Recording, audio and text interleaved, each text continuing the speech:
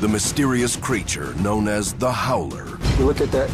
Caught on tape. What the is that? An officer uncovers some surprising cargo. And what is your business back here, boys? And a suspect turns violent. 27,000 square miles of the Wild West, spread out across 3 states. This is the largest Indian reservation in North America, and these are the Navajo cops.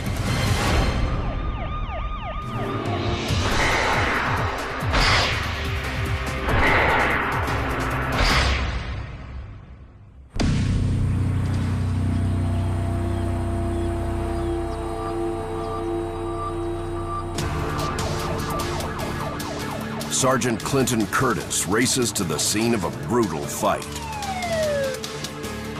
One man has been badly beaten, and another is on the run. You got a guy running to the south there, the gray t-shirt behind the houses. Gray t-shirt to the south. He's crossing the street, he's crossing the Navajo. He's still going south. He crossed the Navajo, he's going south. 41 going across towards Shelton. I think he crossed the canal. He's behind that house.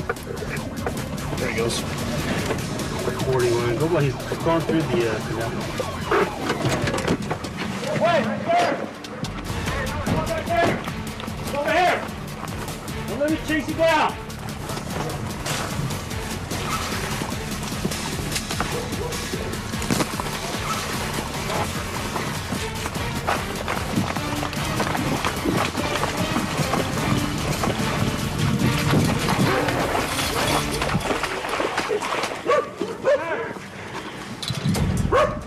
The suspect has locked himself in his house.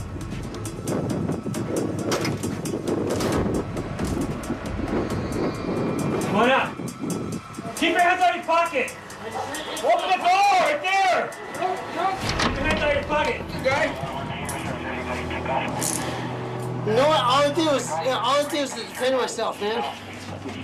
You guys What are you running for? What are you running for, guys? Because I was defending myself, man. I was defending myself, man. Defending yourself? What are you running for? Because I was defending myself, man. Looks like they got into a pretty bad fight. We get a lot of types of these calls here in this area. Sergeant Curtis is a former U.S. Marine. He joined the Navajo police after seeing a recruitment ad in the newspaper.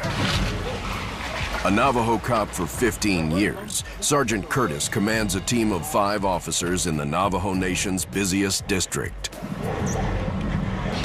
Let's go. Now, Curtis responds to a call to meet an officer on the Defiance Plateau. Right now, we're going on a prisoner relay. We're going to pick up a prisoner coming in from Delcon District. For whatever reason, he was arrested, so we're bringing him in. Good afternoon, sir. How many you got? The prisoner was involved in a rollover accident. But he refused medical treatment. He took off from the scene and he was having to try to do first aid on him, but he doesn't want to do it. These guys are Let's go. good people. Get it. Good people. I'll help you in. Go. I'm a drunk. I do drugs. I do whatever. In this case, he's being belligerent. These cops, they don't know. It feels like it's gonna be a long ride because he's gonna be cussing and threatening me. You guys. Prisoner relays consume a lot of the Navajo cops' time. We transfer for various reasons. Delcon District doesn't have a jail, so all their inmates have to go to Window Rock. Window Rock supports the only full-size adult correctional facility in the Navajo Nation. To save costs and gas for each particular district, we'll relay here or even up to Ganado. Officers drive anywhere from 30 to 250 miles just to transport a suspect to jail. It can eat up an entire shift. You know why I got busted today? Let me tell you why I got busted today. My I call her now. I found her with somebody else. If these cops didn't show up, I would have beat I would have killed him. Watch me break this glass. Watch me break this glass. Watch me break this glass, and the cop can kill me. You see it? Go ahead. Did you take a picture of that one?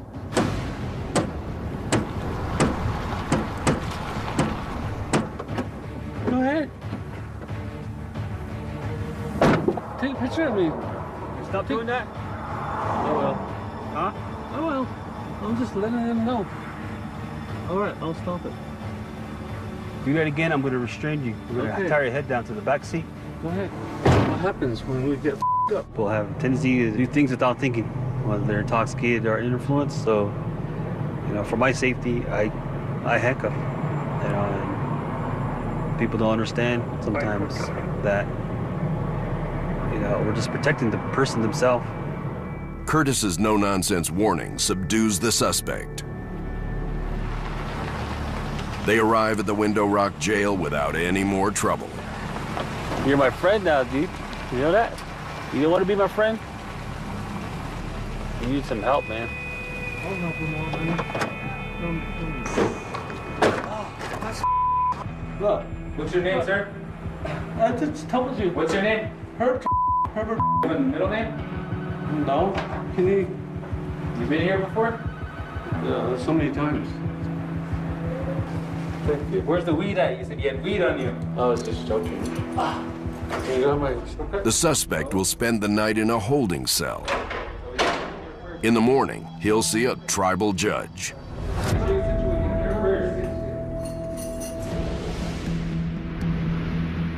70 miles east of Window Rock.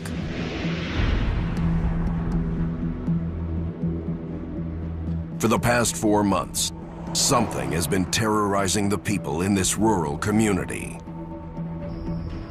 Locals have reported hearing horrifying screams in the dead of night.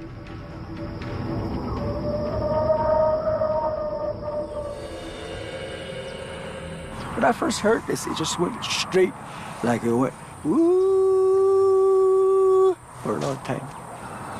But the second sound, it sounds like a female cry.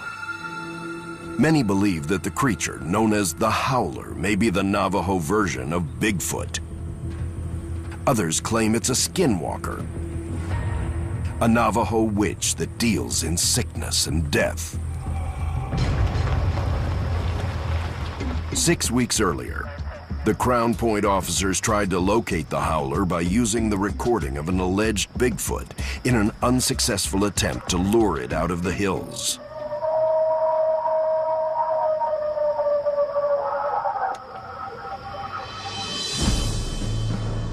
Official policy requires investigating cases involving the supernatural on the Navajo Nation anytime the public becomes concerned. So today, members of the Strategic Reaction Team will check out a remote canyon. We're still getting these reports of howling, screeching at night. And further back towards the east here, we got a report of footprints. But again, it's still speculation, and our captain and our lieutenant still want us to check the area, make sure if we find anything, see if we do find anything. We're looking for any kind of signs of a large animal or anything like that. And it goes all the way around back out to the cemetery. Officer Gladys Antone lives at the mouth of the canyon. She and over a dozen others have heard the Howler late at night. So when you guys heard it, where did you? When the dogs hear it, they come up here. And they run around up here. In the morning hours, you can see them up here running around. The most reliable sources in this area that it's been seen or heard. Dogs also being chased, and I believe there was an earlier incident where one of the dogs was mauled. In fact, Officer Antone discovered her own dog savagely mauled by an unknown creature. From there, more recently, they heard this howling again 2 weeks ago. Whatever it is, it's still out here. And that's basically our assignment today is to check the area, see if we find any sign of it. Martine divides the officers into 3 groups. We'll take the outer one. You guys will take this one.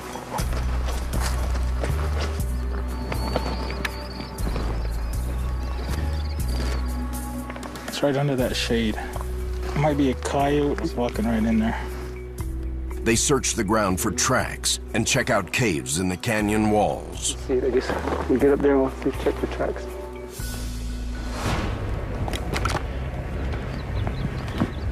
By 1 p.m., the teams have made their way to the back of the canyon. Right where you're at, look to the east. Hold on, let me get up on top. Big old rock leaning across. You right on top? Says a cave. I think he means that one up there.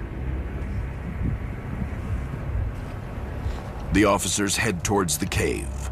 Suddenly, they hear a strange noise coming from the valley to the west. Did you hear that howl?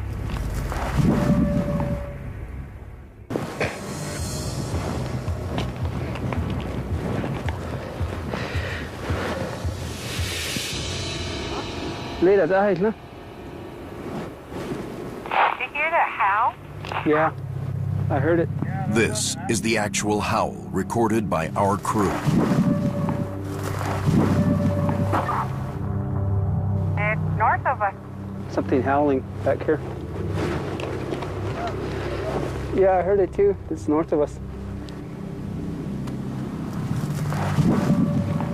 Did you hear it again? Really faint. Does that sound like it? Sounds like it.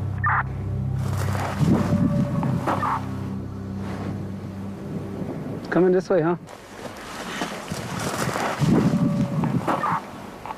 The officers may finally be closing in on the howler. It was a howling, definitely a howling, but nothing like I heard before, not like a dog. Didn't sound like an elk either. It didn't sound like any other animal that I've heard. Not like a coyote or a wolf. I know I heard it at least 3 or 4 times. I'm thinking 4. The other 2 teams down below. In Navajo tradition, strange animal smells often accompany skinwalker sightings. If you smell anything, let us know.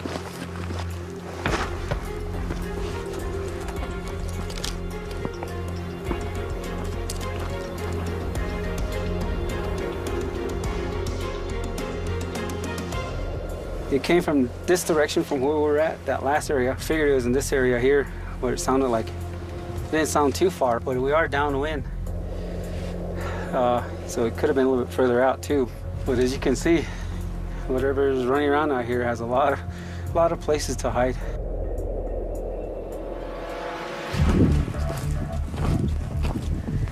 Yeah, we've been on this for 2 hours and a half now. Let me see, we covered about 2 miles. Still no signs of track, but we did hear something. I'm still tracking supposedly where the noise came from. But no signs of any tracks or anything yet. 500 yards away, Willis Martin and his team have picked their way up into the rocks below the mesa. From where you're at, can you see just above us, those rocks? Yeah, we're looking at it. It looks like there's a cave right below the ridge. From his position, Bryant can clearly see a cave high in the cliffs, directly above Officer Martin. Just judging from here, probably about... Where these 2 trees are, right behind it? Yeah, right on top of the ridge. Using the scope of his rifle, Bryant guides Martin's team towards the cave. You can't really see it from here. You're gonna have to walk up there. As the officers climb through the rocks, they encounter a strange odor. We can smell that. And that's just the odor. Or down below, I could barely smell it, but when I first got up here, I could really smell it. It reminded me of an old billy goat. And if you look at that tree behind you, it is looks like the bark's almost torn off of that. Then, our camera crew makes a startling discovery. A pair of eyes, staring at them from the darkness.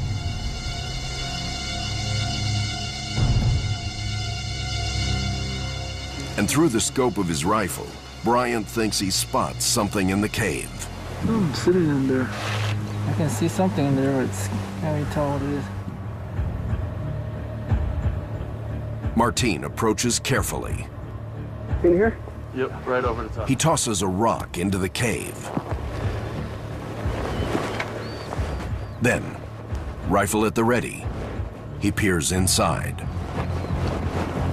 Right there, yep.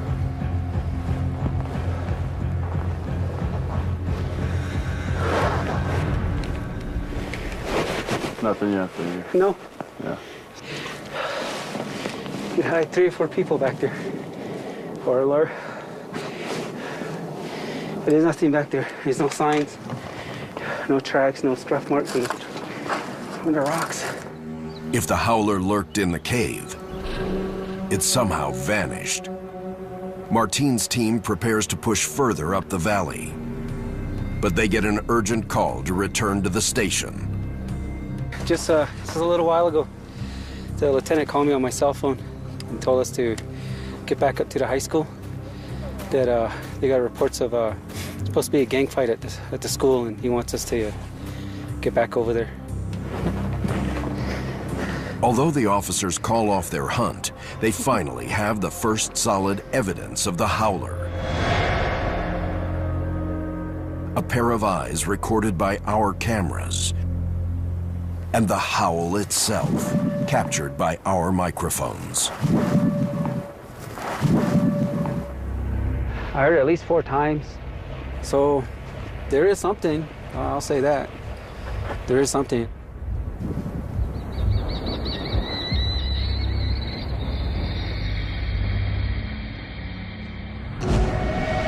"150 miles northwest,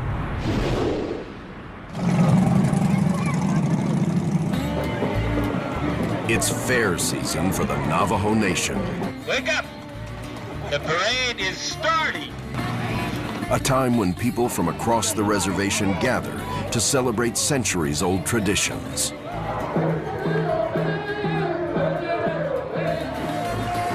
For a few days each summer, the biggest towns on the reservation host a series of carnivals and rodeos. Outside, I see mustard!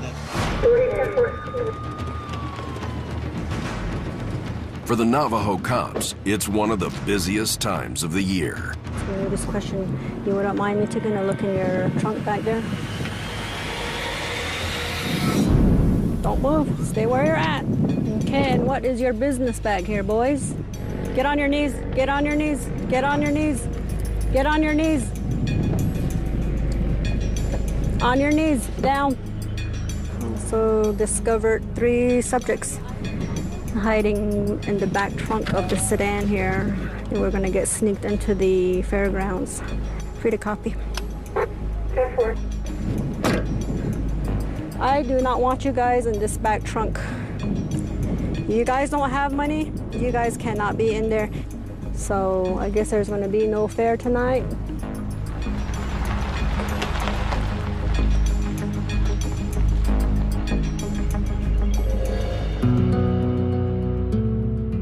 Fairs here with the carnival, the rodeos, bring a lot of people to enjoy these events.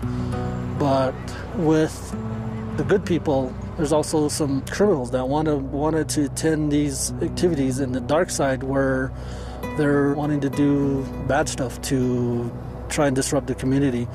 And we're just here deterring it by our presence.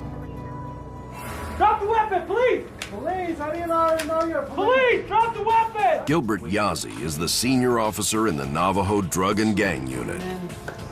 Continue. Okay, we'll get the guy on the ground. Just kind of pat him down. Shots fired, everybody knows. They're coming in. Let them know we need shots fired, 1 male down. As a 15-year veteran of the force,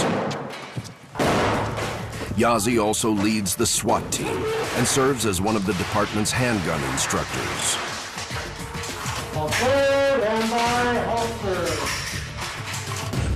Operation location will be Chinle District. Suspect, unknown males, unknown females. Tonight, Yazzie and his crew will patrol the Chinle District, backing up their fellow officers at the fairgrounds and keeping an eye out for rival street gangs.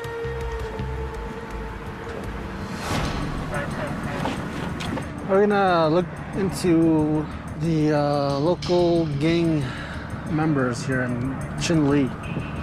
See who's all out and about. Try to make some contacts and see who we can find. Where do you live at? Just before 9 p.m., Yazi's unit makes its first arrest of the night. These guys are just hanging out here? Yeah, they're all standing right here. We had 2 arrests right now, both for public intoxication, being a nuisance to the public right here in front of this convenience store. Suddenly, the officers spot 3 men yelling at them from across the road. We're gonna be checking on 3 individuals here, yelling and possibly flying their colors and gang colors.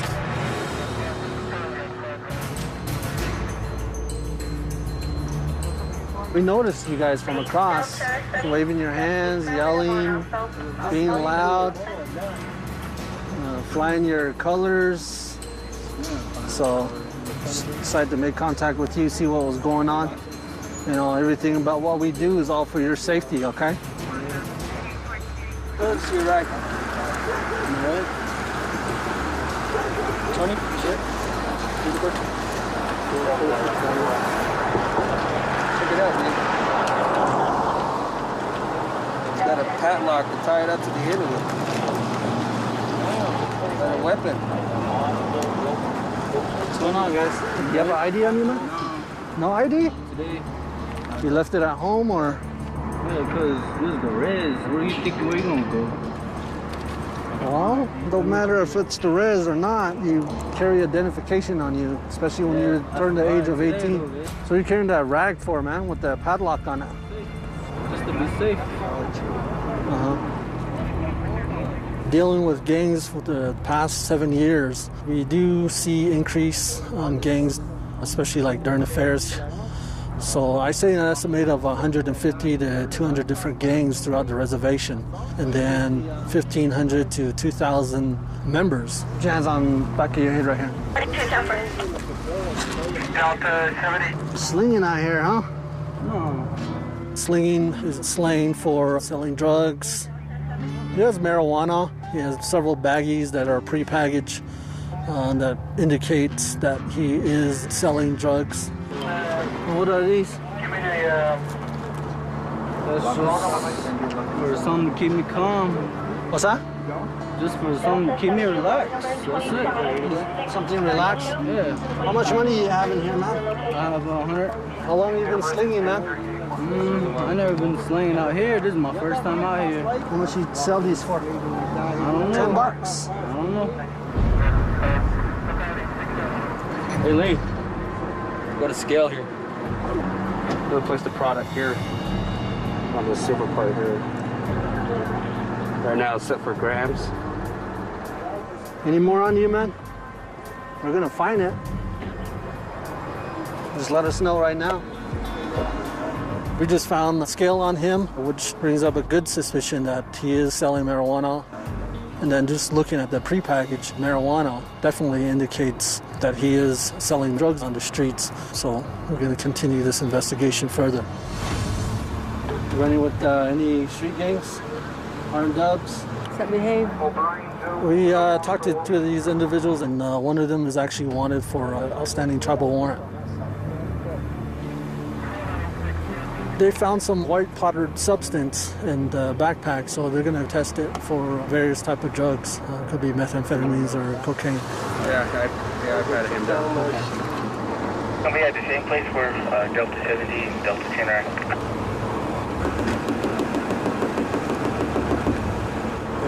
Yep. It's positive for meth. Positive for meth. Something as simple as checking on somebody turned out to be a serious incident, just like what we're doing right now. Somebody wanting to get our attention, which they did, and now the person's going to jail getting drugs off the streets.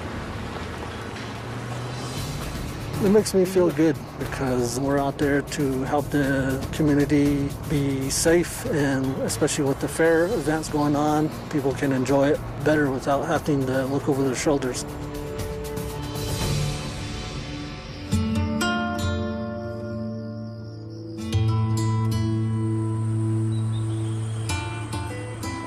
Winter is coming to the reservation.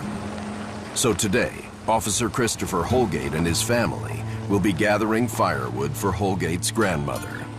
I love coming out here and helping my grandma. This is where I grew up in. Hello. Hi. Because we have livestock and we had to take care of it. I mean, ever since I was probably about my kid's age, you know, it's home to me. We have our families we have to take care of. We leave them behind when we go to work. Because it's one of the most dangerous jobs that you could have, is being a police officer. And we always have that mentality before we go to work, before I put on my uniform. And I'm thinking, okay, if anything happens, I'm coming home to my kids. I'm coming home to my family. I'm coming home. I try to set a good example for my kids, to show them that they can do anything. A lot of kids nowadays, they don't have that reassurance from their fathers or their mothers. I see a lot of their young kids' generation not even speaking our native language or not even trying to speak our native language. Though some Navajos, like Holgate's grandmother, still live in the open areas of the reservation, in recent years, many families have moved into towns like Window Rock and Fort Defiance. A lot of people like to move back over here. People move from Chinle, northern areas. They like to be somewhere where it's kind of, close, pretty much close to everything. So it seems like it's getting bigger. Window Rock is getting a lot bigger. And with more people moving in, crime rate goes up because some of these people that move over this way, they have a history in other districts.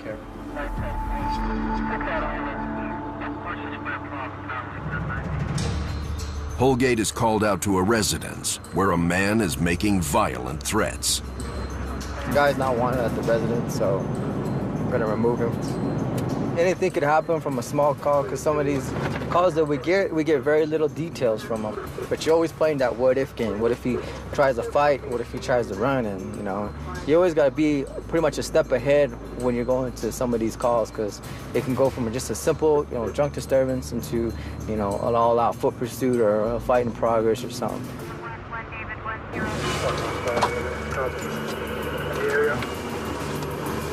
34 Rock, 97, number 11 below, right?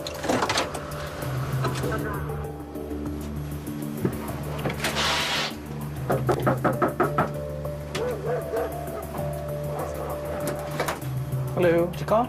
Yeah. Where's he at? His room? Is he okay? Or is he passed out? Police officer, man. Say, come on. It's 34 Rock. 37 locked himself in a back bedroom. Come on out, man. For 37 tried to cut himself with a razor in his wrist. The call is no longer a simple disturbance. It's now a matter of life and death.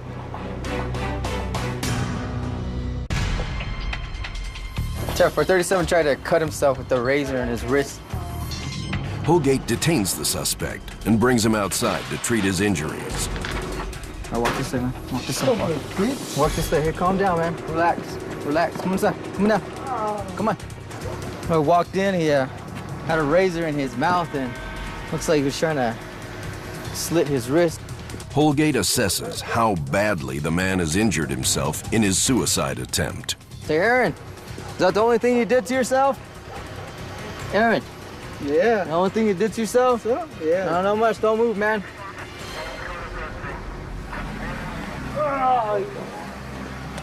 Just relax, man. I'm gonna clean that up for you, man. Have you ever thought of hurting yourself, like committing suicide or anything like that? Yep, right there, dude. You have? Right there. Look at it.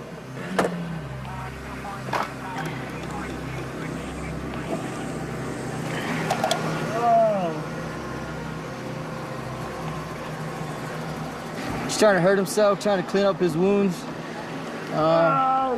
Looks kind of a little bit, not too deep, but just apply first aid for now, and then, like I said, take him to the jail section. All right, stand up for me. All right, have a seat for me right there, man. Just have a seat right there. Yeah, the sister and the grandmother there, they live here and whatnot, and said that he started recently acting like this. Upon searching his room, already seeing this laying on the floor when I walked in, I was just hoping he wasn't going to grab for it. Already has one of the gang affiliation, Insane, which is Insane Cobra Nation, one of the local gangs here in Window Rock in the Fort Defiance area. So it's pretty popular. And came across this right next to his bed. Little container. A lot of people carry these. I've been seeing this a lot lately.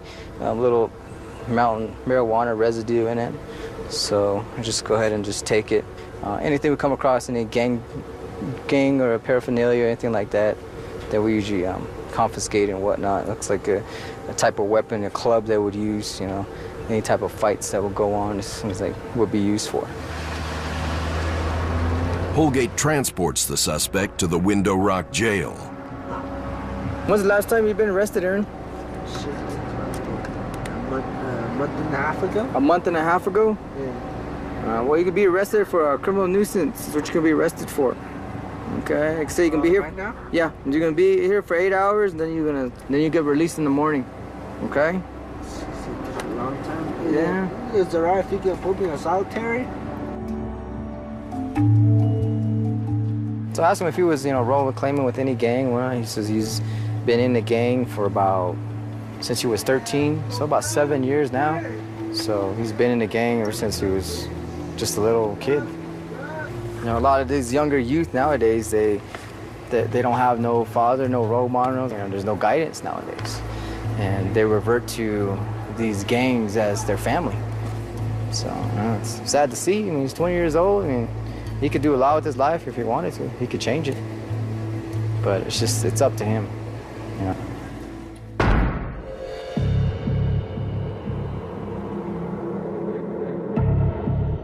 70 miles south of Window Rock, Navajo Fish and Game Officer Eddie Benally patrols a vast wilderness known as the New Lands. We got some antelope down there, we got some elk down there, some mule deer. Of course, there are small mammals, coyotes. Today, Benally hunts for elk poachers. Several miles west of the New Mexico border, he finds what looks like a hunting camp. Somebody may be watching this channel, let's check to see. Hello? Anybody home? Danny Benally from Fish and Wildlife. Hello?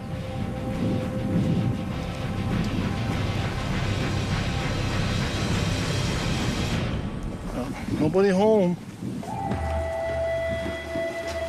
Looks like they just set up tent. They got all the gear still out here and a hammer. The camp appears abandoned. But Benally worries that the hunters are watching. They're camouflage, you can't see them. They could be somewhere out here. And it's just like they're watching you or see what you do. So we'll definitely probably stop by here again. Okay. Benally heads out on foot to see if he can find the hunters. Just watch where you step. Well, that's some of the critters you find out here. Well, I'm sure he's not too happy with coming out. Moments later, Benally makes a grisly discovery.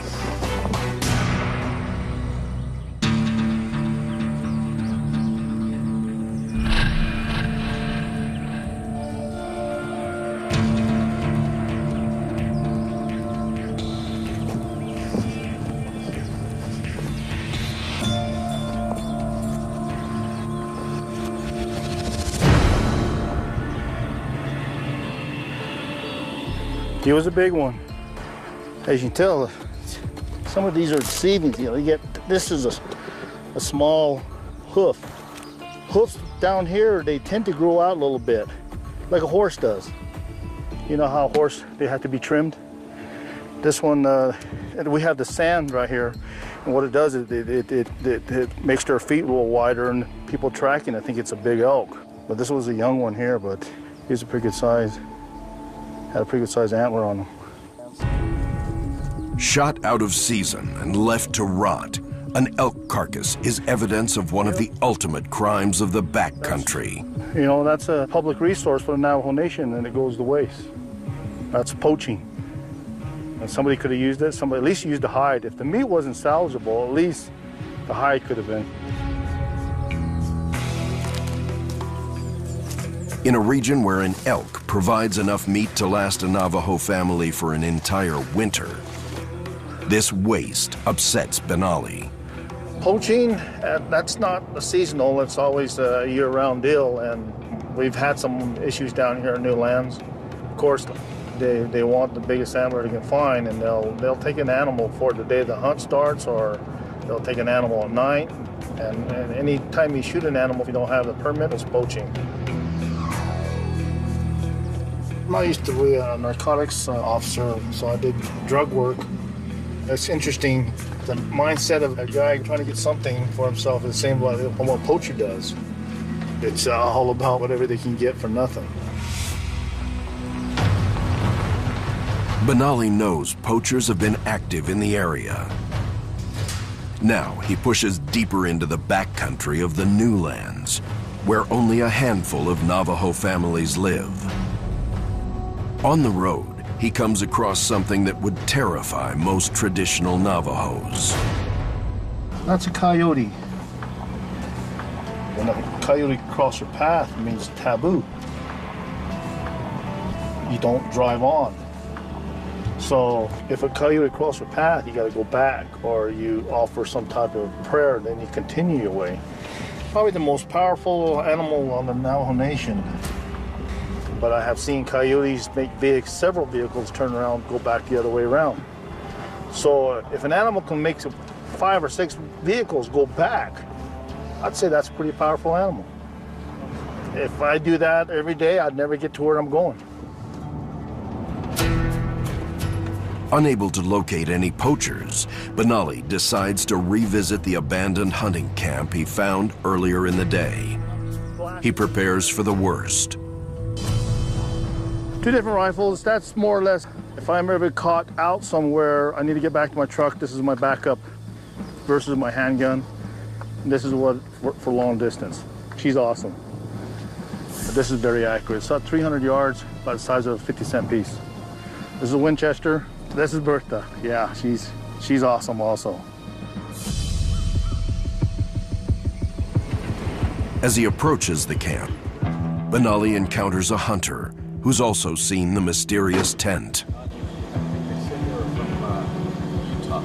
Are they back? I didn't see him there when I came out.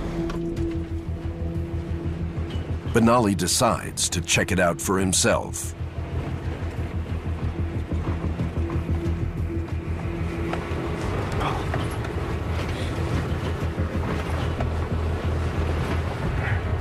And it's way past dark, so they should have been back. In a few days, Benali will come back to this area to see if they've returned.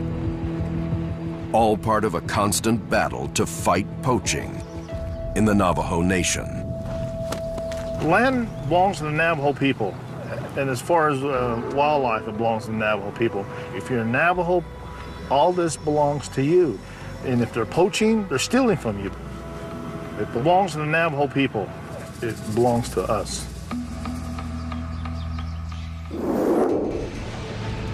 "75 miles north, Officer Filbert Toddy has just come on duty. Toddy, a former U.S. Marine, followed his older brother Irwin into law enforcement. They do classify me to be the nicer one and him being the more mean one.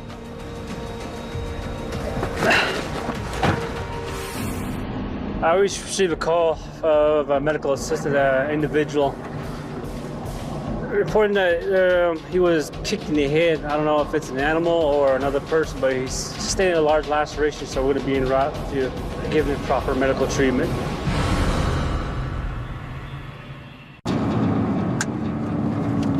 It's a little bumpy here.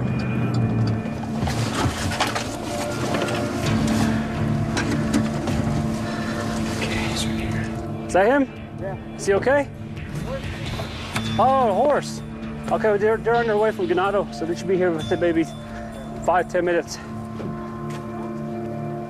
Already on the scene, Officer Paula Billy removes a temporary bandage from the victim's nasty head injury. Did you black out? Yeah. How long? 10 minutes? Okay, anybody here with you? Where's that horse at right now? Okay. Why did the horse end up kicking you?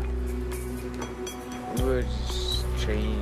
No alcohol involved? According to the victim, he and his friends were training his horse when the animal turned on him and kicked him in the head. A 30-year-old, he was training his horse. Got a little squirrely with him. There's a little bit of a laceration and concave portion right here above his right eyebrow. He did black out. This guy is in pretty bad shape. An injury like this can be serious or sometimes fatal. So he claims that he was kicked in the head while training this animal. But from what I know, he's not giving us a full story.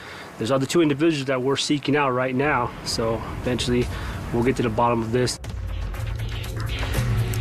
The officers catch one of the men in the barn. The other has fled the scene. See, another one took off over the fence line. That way.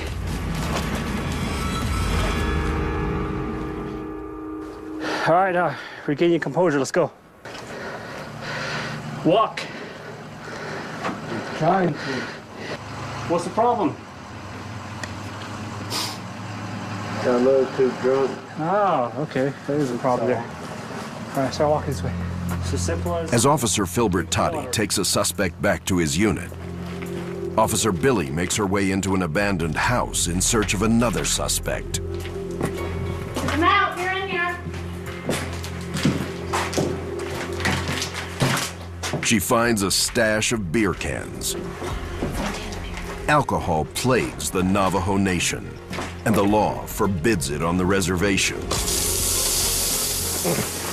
You can't possess it, you can't drink it, you can't transport it. If you're caught, it'll be taken and destroyed.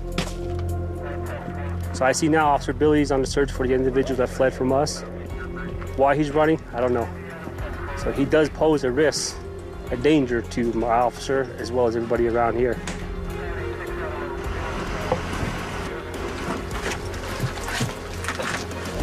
Navajo police, you're here, come on out.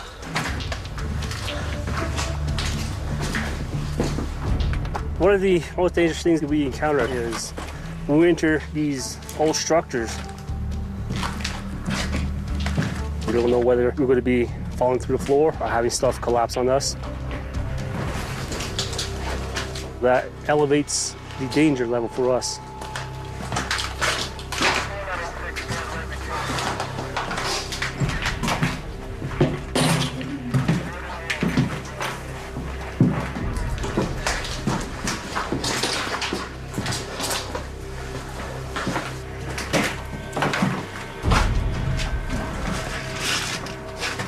The officers can't locate the man and decide to call off the search. Apparently, these guys were training this horse. They've been drinking, and obviously that's a bad combination. The animal got frustrated, and eventually kicked our victim.